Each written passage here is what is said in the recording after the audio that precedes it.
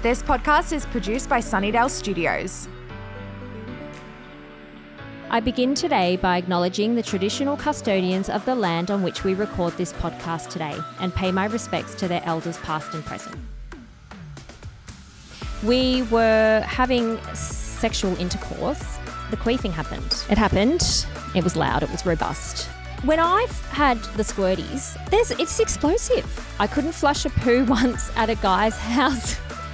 That is so unladylike.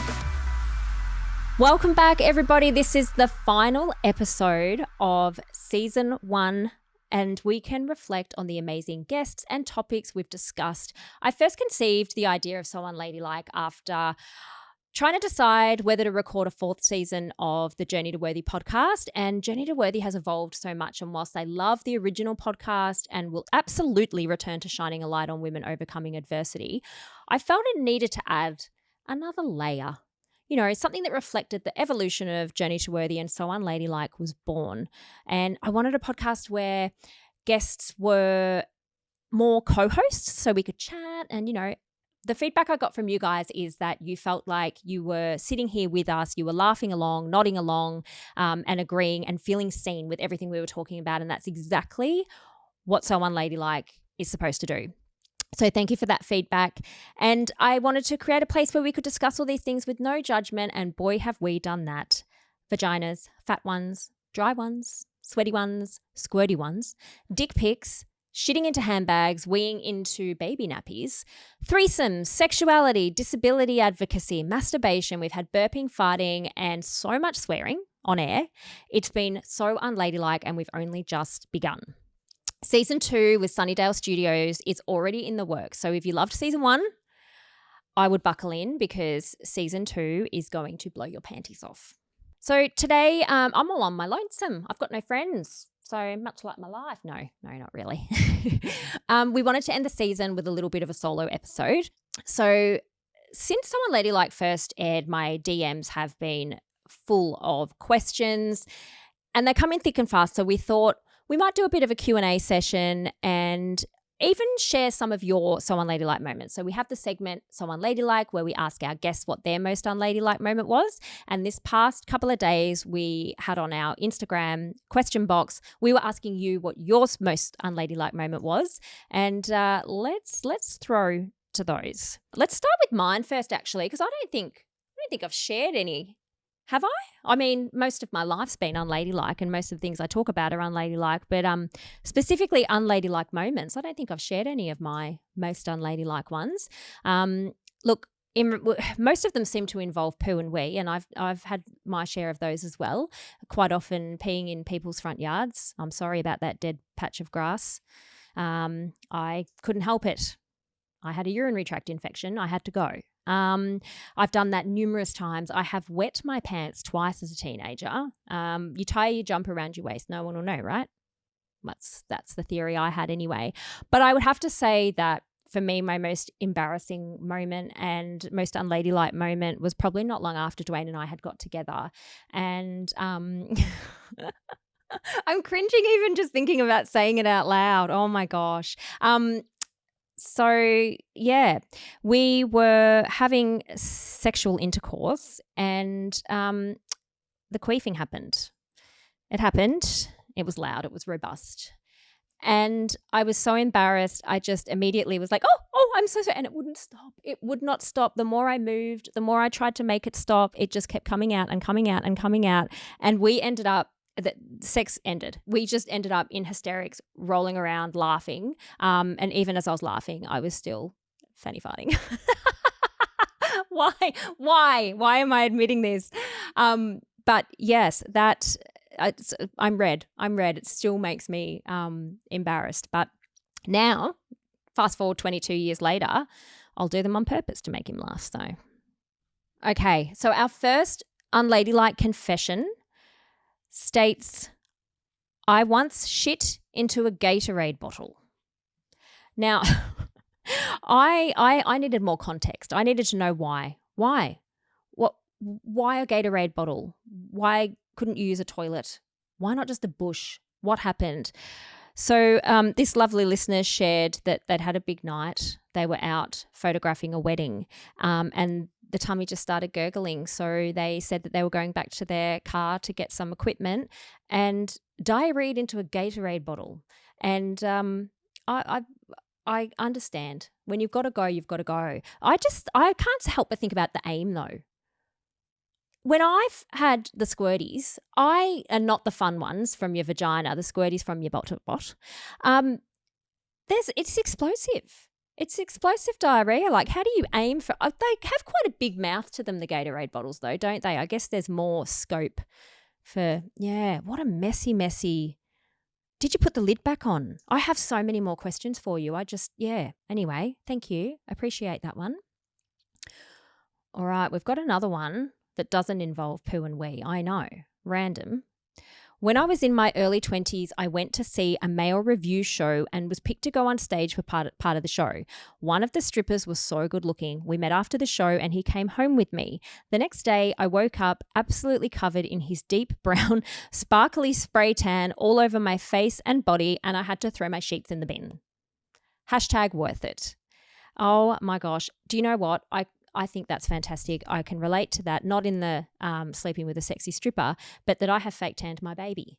Breastfeeding, she woke up with half her face tanned, all around her mouth tanned, and one little hand So I imagine that you woke up the same, and I love that it was on your face. I think we know what that means.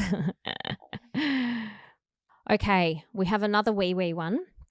I made my friend pull over in peak hour traffic on the Gold Coast Highway. So if you don't live in Queensland, the Gold Coast Highway is busy. It's crazy busy. So that is not a private place. I was drunk and took a whiz right on the side of the road in front of loads of people and with no shame.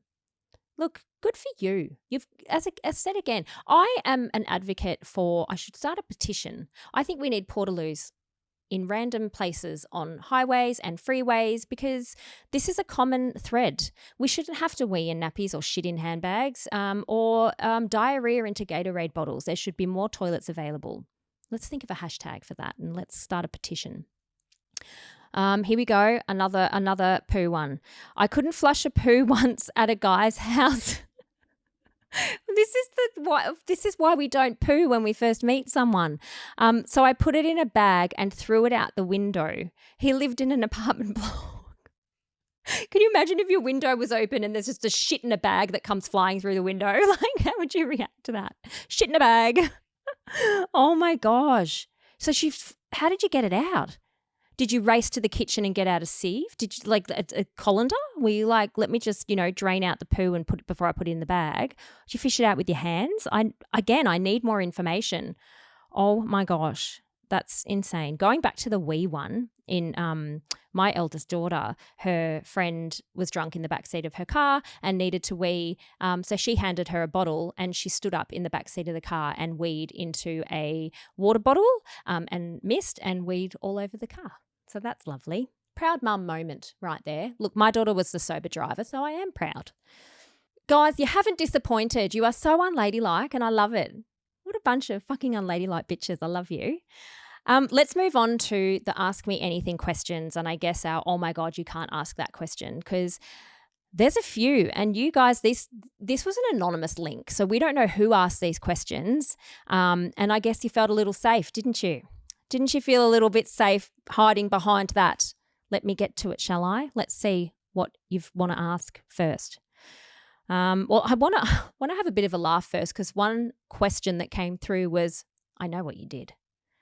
And I just started laughing. Well, everyone knows what I did. I'm not exactly a closed book here. I'm pretty open about my entire life, private parts included. So I'm not sure.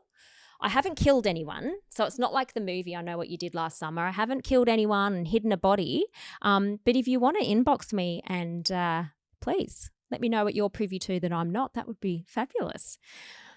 All right, we've got a question. Your opinion on the Depp versus Heard trial. I've kind of avoided talking about it or sharing too much about it because it was so taxing and so upsetting for me to see all the memes and the TikToks and the jokes that were being made regarding such a serious issue. The fact that this trial was the first sexual assault case ever to be videoed, and the fact that those videos were live streamed and then able to be turned, background music placed behind them to make Amber seem silly and, you know, Johnny seem funny, was just, it was sickening to me. I will always stand by believe women. Believe women always. First and foremost, believe women. I think if you've been a victim or you know a victim, which most of us do, you know that we often keep silent, that we aren't believed. And as a fellow woman, we must believe women always. My other thing that has really upset me is that the Me Too movement, which, you know, was a social movement against sexual harassment and abuse and the rape culture that exists, has been co-opted by men and manipulated now into something completely different, much like the body positivity movement was co-opted. And it's been catastrophic to the movement and completely taken away all that it was meant for. What I've struggled with a lot is seeing women so quick to not believe Amber Heard and very quickly believe Johnny Depp because they like his movies. He seems nice. So we must believe him, which many people, myself included, who have been a victim of abuse, my abuser was believed and I was not as well, because he was the funny sporty guy. Everyone loved him. He had so many friends. I didn't. It's very often the case. Look at the case of Ted Bundy. He was well loved within the community. You would never have known he was a serial killer. You can't determine whether someone is abusive based on whether they're a good actor or whether you like their personality or not. And Depp, if you look past his movies and into his history, he's a classic misogynist with a long list of friends, in inverted commas, who are known or alleged abusers, including Harvey Weinstein, who he defended. He defended Harvey Weinstein by saying that he basically wouldn't cheat on his wife and rape other women because Weinstein's wife wasn't some, quote, hairy-backed cow, which just is... it drives me crazy because so many men have that view that only a certain type of woman is worthy of being raped or sexually assaulted, and that's dependent on how she looks, which is just disgusting. He has referred to Heard in text messages as a filthy whore and worthless hooker, and even mentioned smacking her around in another text. And one text was so horrific, he made jokes about burning her to death and then fucking her dead corpse to make sure she was really dead. This was all revealed in court, keeping in mind that he had been found guilty of 12 out of 14 instances of abuse where it was decided that the abuse was probable. I could go on, and just because you like his acting and he was charismatic in court, it doesn't mean that you have to instantly believe him. And also people saying that Heard didn't act like an abuse victim. Did Depp act like an abuse victim? If you're saying that he was, or your belief is that he was abused, was his response that of an abuse victim, laughing in court, making jokes? You know, I as an abuse victim, I resonated with Heard's reaction a lot. People were saying, oh, apparently she was beaten up the day before, now she's going to a festival. Yes, we carried on with our life as though it didn't occur. For me, I would cover my bruises and I would carry on. I would go to family events and I would snuggle up to him and hold his arm and try and make it appear as though everything was okay, because internally I still believed that part of it was my fault. So yeah, I again could go on and on and on about this for so long, but the damage that this has caused for women is huge, and the instant belief of Depp and vilification of Heard by other women was so deeply unsettling and unacceptable, I feel. It's really hard to have people from your own home, you know, defending a misogynist alleged abuser straight up. So that's, yeah, An example of that I've seen TikToks doing the round with quirky music behind them as heard describes an abusive incident that occurred where she was kicked to the ground, allegedly kicked to the ground. She remembered, and she describes feeling his boot in her back and the color of the carpet, and jokes and memes were made about this, that why is she describing the carpet? Why is she describing this? Why is she describing that? This is not an abuse victim. She's setting the scene. She's making it all up in her head. As someone who has been abused, one of my first core memories as a little girl is being abused in front of my family by my abuser and no one knowing it was happening. And I can tell you what his hands felt like. I can tell you what color the wallpaper was. It was gold, and it was the pattern it had. I can tell you where I was standing in the hallway in front of the door that leads into the other hallway, where my parents were standing at my front door. My nan was beside me. My brother was beside her. I would have been 8 or under, and I can remember every detail. I remember the color of the brick that my ex-boyfriend put a knife in the mortar of. I can remember the color of his carpet and the smell and the feel of the concrete on my back through the carpet when I was kicked out of bed and lay there naked all night long after he'd raped me and strangled me. You do remember these details because it is a highly traumatic event. It's almost like it happens in slow motion, and you've hyper-fixated on these other details. So to see people making jokes of her testimony was so upsetting to me, and I would quite often go through the comments and people, again, joking about how she wouldn't react like this if she was a real abuse victim, and other women sharing their abuse reactive stories and saying that's not how I reacted. Just a reminder that you don't owe anyone a palatable reaction to your abuse. You don't owe people a socially acceptable way to respond to your abuse. Everyone responds differently. Everyone remembers differently. There is no one way to act after being abused. And I think that was one of the most disgusting things to come out of that trial. And again, if you're going to be responding to this, well, it wasn't true. She made it up. In order for you to believe that she made it up, you would have to believe that she faked all of her bruises with makeup, all of them, and that she didn't take photos of all of them though. So she faked all of them, but only took photos of some. That she faked needing a restraining order, and that she also had a group of co-conspirators around her to go along with the narrative. So she would have had to have talked to them about exactly this fake story of the abuse that happened and get them to agree that it happened and lie in court, of no benefit to her, of no benefit to the people who are backing her story. There's absolutely no benefit to her whatsoever. You would... If you believe, and you would have to believe that she did this for years, by the way. This was not just, she has talked about this for years. So she's been taking fake photos for years, pulled out her own hair perhaps, and made up all these stories, which she remembers with immense detail, because I firmly believe that they're true, and that the reason she remembers them so clearly is because they're true. If you are going to say that she wanted money, if you know her, the history of the divorce, she settled for less than she deserved less than she was legally entitled to. And allegations of abuse don't entitle you to more money in divorce. They don't entitle you to anything. She didn't mention, this all came about because of an article that was published where she shared stories of her abuse, but she didn't mention Johnny Depp's name. And then that's where the defamation case came from. So I think there's so many layers to this. None of it's funny. None of it is meme worthy. None of it is joke worthy.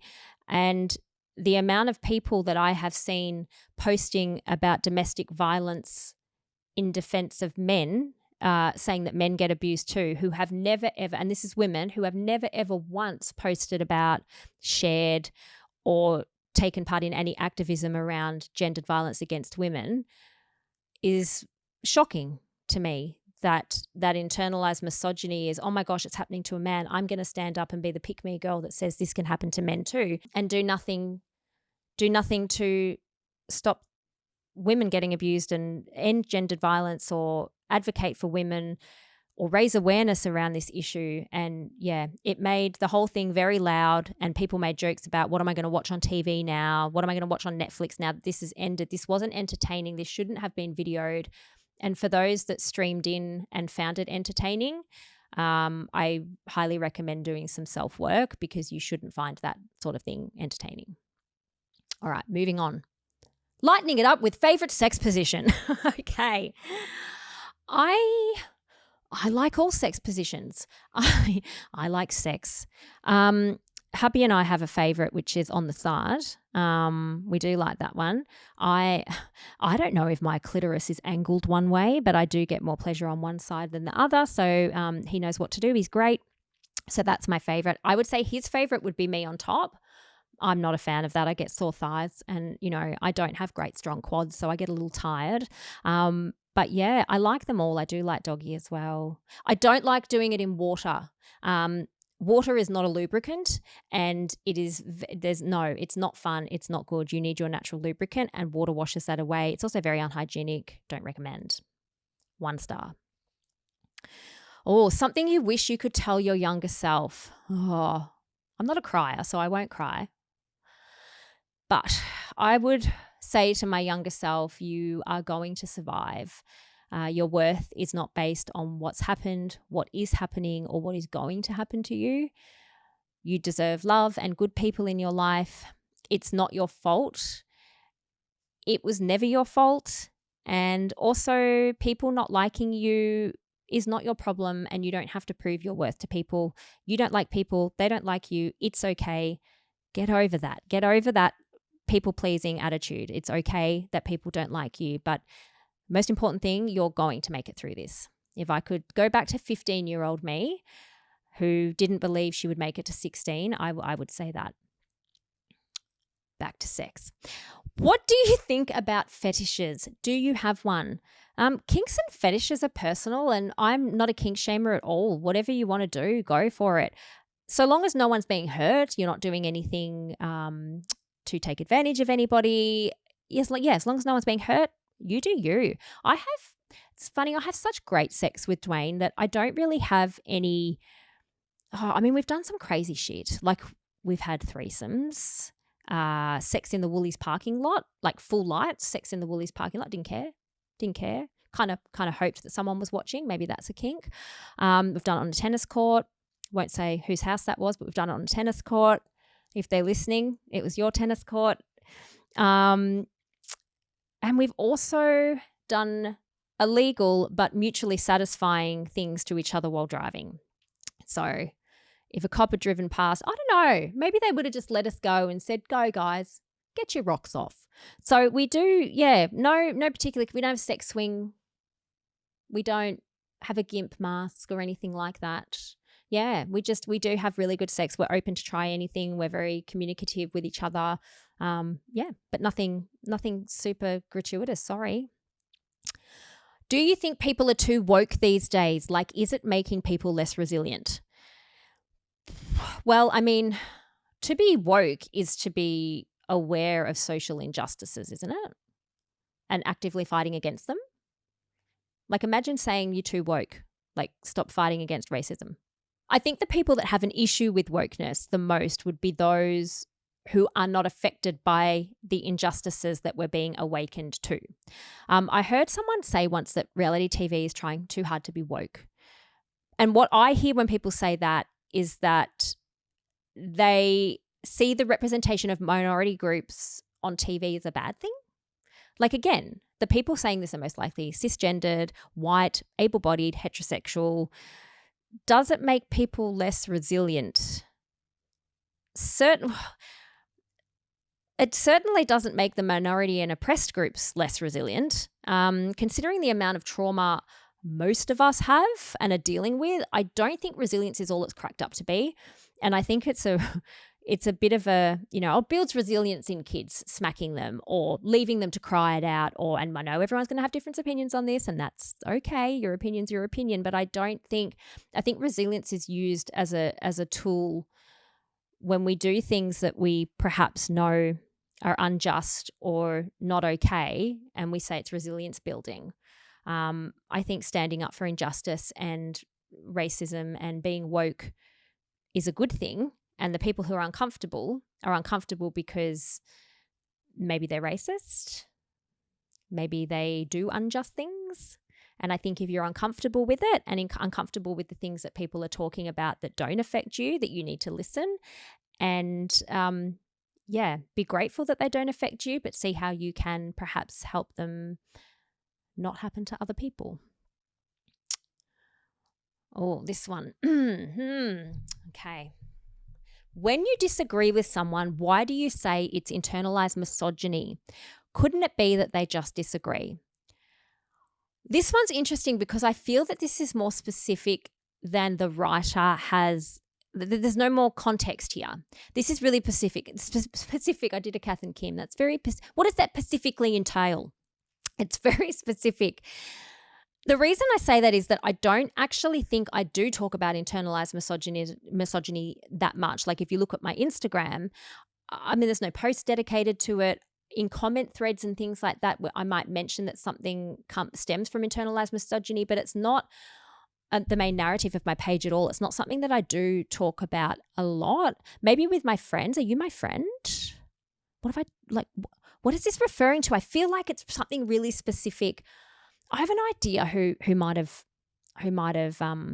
sent this question in, but we'll see. But I certainly don't respond to a differing of opinion with, well, that's internalized misogyny, because what if the difference of opinion is that you like steak and I like chicken? What I'm going to say because you like steak, that's internalized misogyny. No, I don't respond that way. So again, that's why I feel this is in response to something quite specific. We all have internalized misogyny and we subconsciously project that sexism onto ourselves and onto other women. But I still feel that it's quite specific. So the reason what it was pertaining to isn't written, so I will just answer this. Can I disagree with someone and it not be internalized misogyny?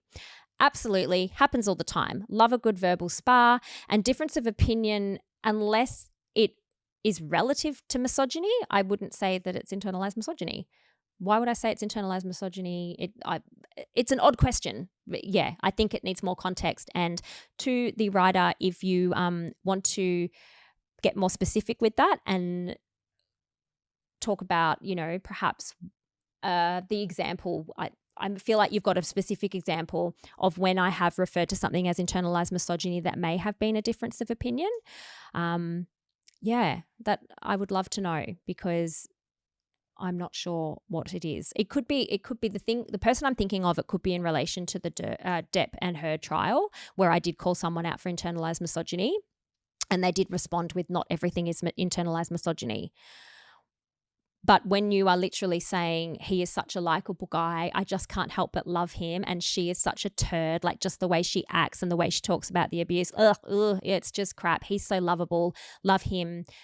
In that specific incident, I did say, yes, that is such internalized misogyny, because it's just projecting that idea again that women who speak out are just annoying, like, don't do it. It's annoying, and he's so charismatic, it couldn't possibly be true.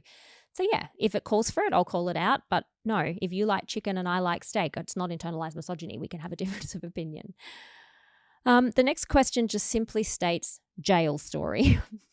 Now I had a lot of DMs about this because I've just been dropping little bombs during the episodes, little hints at my past, and I guess the jail story.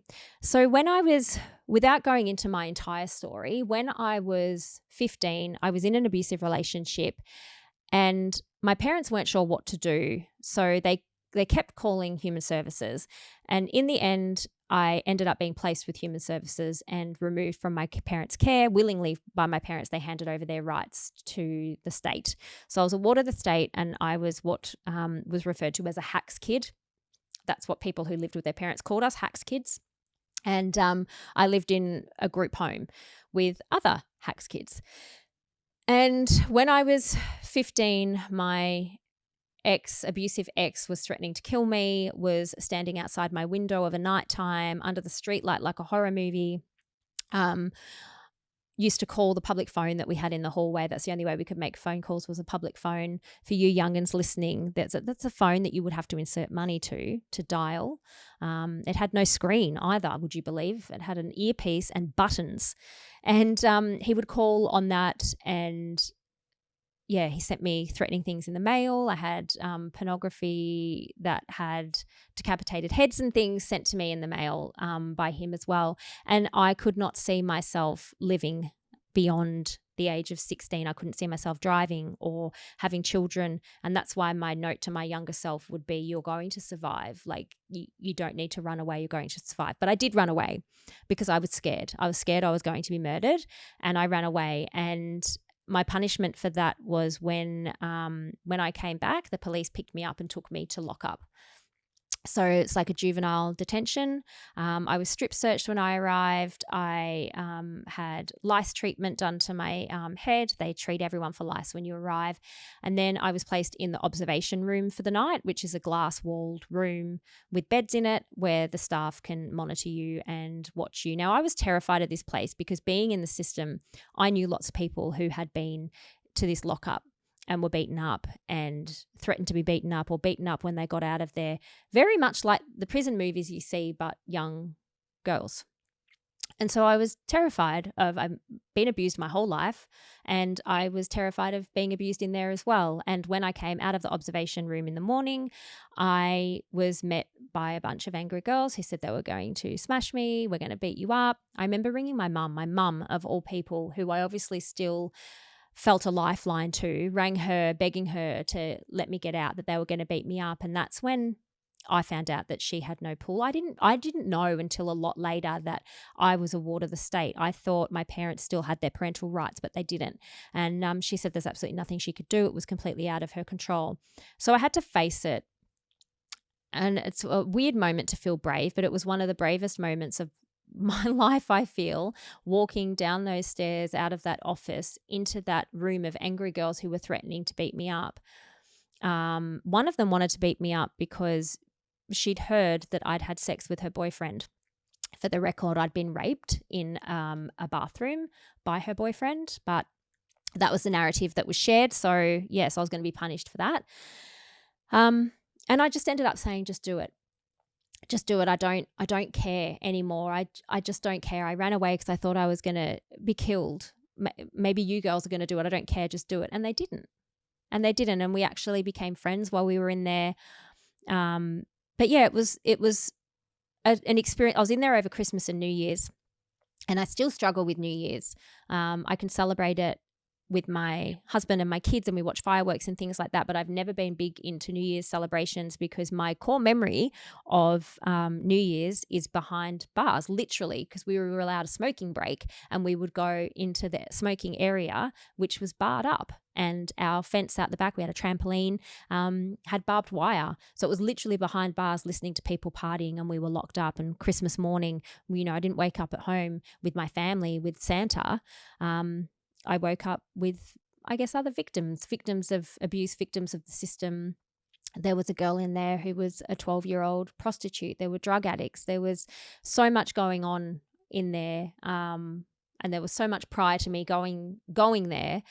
But yeah, it's a huge, huge part of my life. I was only in there for 3 weeks and 5 days. I say only, the longest 3 weeks and 5 days of my life.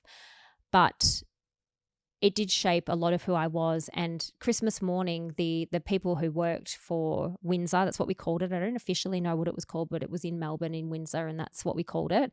They had organised for us to have gifts on Christmas morning. So sponsors like The Body Shop and Mitch Dowd had provided us with presents on Christmas morning. And my mum was really angry because she felt like you don't reward bad behaviour, which was really sad because we weren't bad kids. We'd been abused. We were victims of so many things, and we deserved love, and we deserved to be reminded of our worth on that Christmas morning. And that has stuck with me throughout. Now I'm 42, and now I create care packs for women in crisis, and I donate care packs to women in crisis that remind them of their worth regardless of their situation. And one of the organisations we're looking to work with is with women returning to society after incarceration. I think it's so, so important. And that was a massive massive turning point for me in my life and stuck with me enough that, yeah, it's influenced me creating my own care packs for women in crisis. So, yeah. Okay. Do your kids listen to the podcast? Kalani doesn't. She's 9, 10 soon. She'll tell you. She's 10. I'm 10 soon. I'm a big girl. No, she doesn't. And would she be able to? No. This is an M15 plus. This is an RXXXX. It's beyond rating, this podcast. So no. Kaya, she's too busy gaming. I don't think she's really... Yeah, she's not on social media. She doesn't listen to podcasts, so she wouldn't. But Shay did, my eldest, who's 24 in September, she did. And we were on FaceTime, and her partner yells out in the background, "I can't wait to listen to the podcast." And I was like, no, sir, you cannot listen to the podcast. And he's like, "Why not?" And I'm like, "Because I'm basically your mother-in-law, and there's things that I confess on this podcast you cannot know, sir. You do not need to know these things about your partner's mum. Like, no, I have to look you in the eye, and I will not be able to if you listen." And they're laughing and they're like, "We're going to listen." And I said to Shay, "Take me to another room right now." I said, you can't. And she's like, "Why?" And I said, "I don't want you to listen to it either." And she's like, "Why, Mum?" And I'm like, "I talk about your father and I having a threesome and sex and things like that." And she's like, "Oh, it's fine, Mum. I walked in on you once when I was," oh my God, child, please. Anyway, she listened to the episode 6 with Bianca, which... Wow, wasn't that was quite the confessional. I think that was the episode I came out on, which again, as we're discovering, everyone else knew my my queerness before I did. And Shay just said to me, "Yeah, look, not surprised, always wondering when you were going to leave Dad for a woman." So that's great. But she listened to it and she was like, "Mum, it was so good. It was so great. I feel like it's stuff that you and I have talked about anyway." And I was like, "Okay, cool. Yeah, we have really open conversations, and sex has never been a taboo topic with my kids. Sexuality hasn't either. I've encouraged them to explore all genders from quite a young age with regards to their vagina. I would give them a mirror. I'm like, go in private, have a look, get to know your vagina, squat over the top of it, make sure you know what it looks like, make sure your hands are clean, always wash your hands. Touch it, do whatever you want to do to it. Ask me any questions. It's normal for things to feel good. Don't learn what you like before you're with someone else." So I guess she wasn't that shocked, which I don't know if it's a good thing or a bad. No, it's a good thing. It's a good thing. We've got very open communication, and I know that they can come to me with anything. Shay does. Kaya's a little bit more of a closed book, but yeah, she's still exploring her sexuality. So yeah, it's definitely something we can talk about. And I guess if they're old enough, it's a really good podcast to listen to, and good for mum and daughters to listen to, because you can have those conversations together, especially around masturbation. I don't think we talk about that enough with our kids.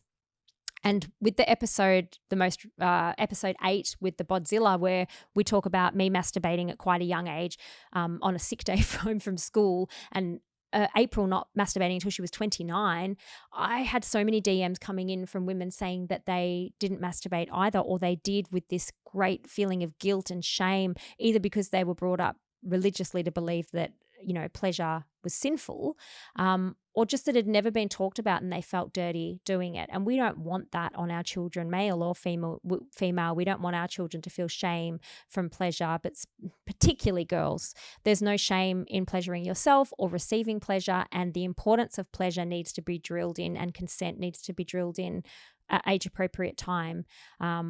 Because I know that whilst, yes, I knew how to please myself from a young age, for me, sex was very much about pleasing my partner, and I didn't realize that it could be mutually pleasurable. I knew I could please myself, but I didn't realize that, it could be mutually pleasurable. So yeah, Shay listens. Oh, do you think woke women stay single longer or forever because they're considered too hard basket for many men who often want easygoing partners? What if that was a man that wrote this? A man or someone with internalized misogyny? Oh, look, no, I don't think women are staying single for longer or forever because men find them less palatable. I think women are staying single longer or forever because they're now realizing that their worth and fulfillment is not based upon being married or finding happiness with the man. And I'm talking about heterosexual relationships here because that's what the question was pertaining to. And look, the answers I'm giving are relative to hetero relationships. Also, easygoing, is that code for obedient? An easygoing woman. Men will describe an easygoing woman, I guess, as someone that, doesn't have opinions, being a good little wifey and staying home, staying quiet. Oh, look, I personally would take someone being loud and proud and fighting injustice in the world over easygoing any day. Men want easygoing because it means that they can continue to do what they've always done, treat women like shit and likely hurt and abuse them. I mean, statistically speaking, that's the case. So, again, with the woke though, woke women, so women being aware of sexism and racism and the injustices upon them. It doesn't appeal to men, probably not, because it means that they can't control and abuse them, or be aware of their own misogynistic ways. So, interesting, very interesting. But no, I think women are remaining single and childless because they're learning that the benefit of marriage. Yeah. Well, I mean, to be fair, you'll see the jokes all the time, men calling their wife the old ball and chain, talk of getting engaged and married, with a roll of the eyes as though they're doing her a favor, when majority of the time marriage benefits men a lot and doesn't really benefit women at all. There's women take on most of the unpaid labor, the child rearing. They're called the boss or the slave driver for requesting the absolute bare minimum from a partner, which is to be a parent to the children you helped create and clean up after yourself. So, yeah, I think women are expecting a lot more for themselves and men don't like it. So, yeah. Have you ever cried during a movie? I'm not much of a crier, and, I don't say that proudly. I think I've cried a lot and I've talked a lot about my trauma and dealt with a lot of trauma. I've cried a lot of it out, which is really, really important part of healing.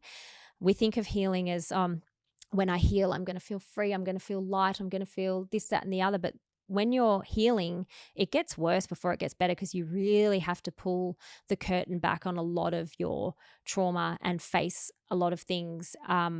So I've done a lot of crying, and I used to cry at the drop of a hat, and I guess I don't cry that much anymore. When my adrenaline's fight, when I'm angry, I cry, which really frustrates me. Like I'll get angry about something and I'll start shaking, my adrenaline will go, and then I'll cry and I'm angry, I'm not sad. But do I cry in movies? Yes. Sad music? Yes. Hearing stories of abuse or death of children, I'm an absolute wreck. The movie that I cried the most watching is Ghost. I will cry every time without fail watching that movie. I did not cry in The Notebook. What does that make me, a psychopath? I did not cry in The Notebook. Great movie, but didn't cry. But Ghost, I cried. My Girl, when the bee stings and he dies. Yeah, I cried in that as well. Yeah, no. But no, I'm not much of a crier. One of my best girlfriends, I was out the front of the gym. I hadn't come in, and she's like, oh my God, you're crying. What the fuck? Cancel everything. Something's wrong. Like if Ness is crying, something's really, really wrong. And Kalani was going through her anxiety, and it was just absolutely breaking my heart seeing her. And she's still going through it, but it was at the peak of it where she, tried to throw herself out the car while it was moving because she was so anxious she couldn't bear the feeling, and I couldn't fix it. And it was just the worst feeling in the world, and I could not stop crying. But that's an example that my friends know that if I'm crying, I'm like, something's not okay. Unless it's the day before my period. If it's the day before my period, I will question my entire existence. I will threaten to run away, live in a forest with my family, and then I'll wake up bleeding and I'll take it all back and I'm happy again. So day before period, yes, I'll cry. And otherwise it has to be something pretty full on for me to cry. So yeah, I think that's all the questions we've got. All right. So, I'll end it there, guys. I just want to say a massive thank you to everyone who has listened, rated, reviewed. The DMs have been amazing. I feel like you guys are such friends. Like it's such a community, And the messages I've received of how seen you feel with the topics that we're discussing, like even the putting a tampon in after sex to soak up the semen, just things like that where people are like, oh my God, I never thought of that. What a great idea. No more balled up tissue in your vulva. And I can't wait to bring you season 2. We have so many exciting topics. And like I said, if you thought this season was great, like honestly, buckle in because we are going to bring you so much more. And please keep the DMs coming while we're bringing that to you. Let me know what you want to talk about. Let me know your experiences. Share your So Unladylike stories. Keep the questions coming. I won't get offended by any of them, except I know what you did. I do want to know what you know that I did. I know that you know that I know that you know. I want to know what I did. I really want to know what I did. So you have to, and if you message the So Unladylike, you'll get the producer. So if you still want to remain anonymous, do that. That's fine. Or if you don't want to remain anonymous, visit me at Journey to Worthy Official on Instagram and have at me. Let's have at me. I don't mind. I might call you an internalized misogynist, but that's okay. We'll do it. We'll manage. But all your messages of love and support have been amazing. Just know that I feel the same for you guys. Inbox is always open. Love our chats. Love our advice sessions. It's like girlfriends and sisters just, sitting around. And I know that's how you feel about this podcast. So stay tuned. More episodes coming. Thank you so much for making this first season such an epic success with national media. We made the Apple podcast charts. It's been phenomenal. Sunnydale Studios, who produce it, are an amazing team, and they're just as excited as I am to bring you season 2. So stay dirty, have sex, masturbate lots. Let me know if you shit in a Gatorade bottle or handbag or piss in a nappy. Please DM me. Anything unladylike that happens between now and season 2, you have to, that's a rule. You have to inbox me. I need to know, and I need to be able to read it on air. I will keep you anonymous, I promise. But until season 2, love you bitches. Bye. If you love this episode, please be sure to subscribe, follow, and rate us 5 stars. Join us on Instagram at So Unladylike Pod and Journey to Worthy Official, and keep sending in your questions, confessions, and opinions. You guys are so unladylike, and we are here for it. See you next week, bitches.